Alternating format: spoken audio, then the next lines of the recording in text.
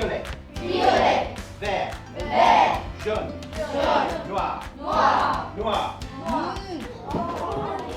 My name is Nick Golson. I am a MFL teacher, specifically French, and I have come from running a small charity in London for the last 7 years. Which is faster, Usain Bolt or a Formula One? My name's Angela Cooper. I'm a chemistry teacher and I used to be a chartered accountant and then an investment banker. I think I thought I was a pretty organised person. I came from an environment in which I felt, okay, my time management's pretty good, I'm where I need to be, but teaching requires a level of kind of personal organisation that just it knocks you over. As soon as you see me point at the colour, get the word in your head. Okay, there. vert. So I think just how tired I am is the biggest surprise. When I get home at the end of every day, I'm completely shattered. So if I divide by 3,600 instead of dividing by 1, that would convert it to kilometres per second. But I need metres per second. How am I going to do that, Eunice? Because you have these fixed points each week, these immovable lessons, which you just have to be standing in that place at that time with the stuff you need. There's no, oh, let's push the meeting back because I'm running a bit late, or actually today I need to do this, so you guys get on without me. No, you will be there in that room at that time, kind of ready to go. You put the variables inside the equation, so you put the speed, the distance, which is 100 meters, and you put the time, which is 9.58 seconds, and you divide them, and then you get the speed. I've had lots of little light bulb moments. I mean, they happen every day, really. I saw 3 of the pupils. I can remember where they sat. There's the second one there, third one there. They all suddenly got it. Particularly my year 11s have really started to take things seriously, and seeing how much they've progressed from a year ago is really rewarding. And, Misa, and 2 of them never normally kind of participate. So I suddenly thought, oh my God, I've taught them something. Wow, look at that. Their pleasure in mastering that and mine in having kind of somehow transferred this knowledge to them was just fabulous. Gris, Green, gris. green. Very good. Okay.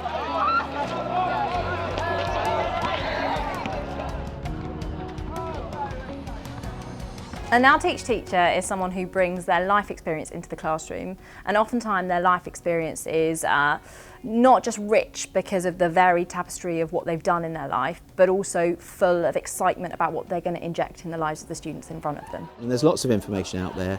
Find out as much as you can and try and get an idea, I would say, of a kind of culture, which is things like the behaviour policy, the mentoring internally and stuff. And if you're someone who really likes structured, sort of formal environments, look for signs of that. If you're someone who thinks, oh no, I want to be as independent as I can, I've got my own ideas, fine, look for that. So, because there is a spectrum.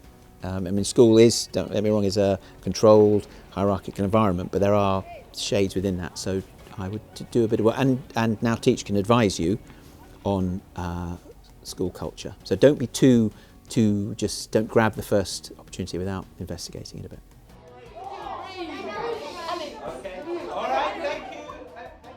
Silence in between the rounds.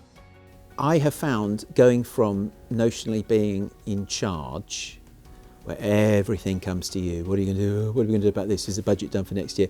Is I don't think my pension contributions are right. I don't think my holiday days are updated. All this stuff that ends up with you, and you end up in the evening thinking, oh God, I need to do so-and-so's review. Oh, I haven't done the budget for that. To replace that with the crystal clarity of exactly what your role is, exactly where you need to be to do it, exactly what your responsibilities are. I have these many lessons, these many duties, these meetings, this is where they happen, these are the rooms they happen in, I know exactly who I ask about. This is, I think, incredibly kind of liberating, refreshing. I know for some of our older generation of the Now teachers who trained with us in the first cohort, they have really rich examples of working in other sectors that students love to hear about, and also have got great connections to the world beyond that can support students with getting work experience too. Kinetic, also less of a store, but go on Ahmed. Is it biological? If you're very used to PAs and having things done for you, forget that. You will be photocopying and chopping. Teachers spend a lot of time making bits of paper slightly smaller than they were before, so pupils can stick them in books. I used to present at meetings, but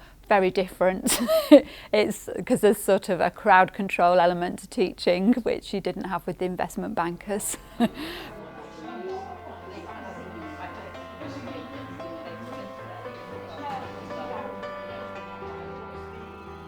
Where I work, we had some training at the beginning which did literally make you stand up and practice, for example, standing at the door greeting your pupils. Morning, good morning, coat off please, good morning, do now on the board, morning, coat off, you know, just to get some sort of muscle memory of those sort of things. And you get feedback.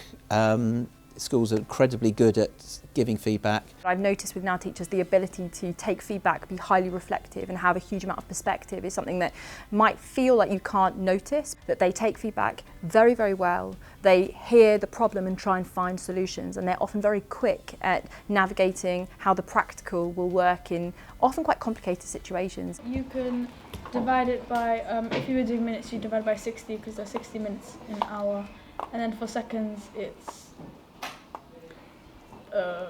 Carry on, you're on the right track. I don't know, I can't remember how many seconds in an hour. 3,600. Yeah, so it's dividing by 60 twice. Yeah, I definitely think that I've got a lot to learn still. So I am interested in professional development. And this school is particularly good at developing teachers. We have lots of training every week, and that's something that I really enjoy. I think really try not to be too much of a perfectionist. You can spend an infinite amount of time on your slides for each lesson, and it doesn't necessarily make your lesson a lot better. One very practical thing is clear the decks. So for the first half term, certainly, the rest of life needs to go on hold. So it's very trivial, but get the trip to the dentist booked, get the, all those bits and pieces, because you cannot say to your head of department, oh, I've got this appointment Thursday morning I'll be in it. No, you will be at school all day, every day. So clear the decks, get your clothing sorted, think about what you're going to have for food. If you're going to make lunch, think about all those really practical things, because everything in those first few weeks, you want all your resources on just getting your head around teaching. I would say to anyone who wants to join a wonderful profession like teaching, be brave. You've got so much you can teach students just from the life you've lived, and if you've got a subject expertise that you could bring into the classroom, we're going to love to see you. It's like you're standing on a beach and someone's telling you, oh, there's a huge wave coming, get ready. You go, yeah, I'm ready for the wave. Look, I'm standing, I'm braced, I know the wave's coming, I'm going to hold my breath, I'll be fine. And then, the wave hits you and you think, whoa, no one told me about that. And that's inevitable. But the wave recedes and then you think, oh, okay. And then you do get ready and the next wave doesn't knock you over so hard.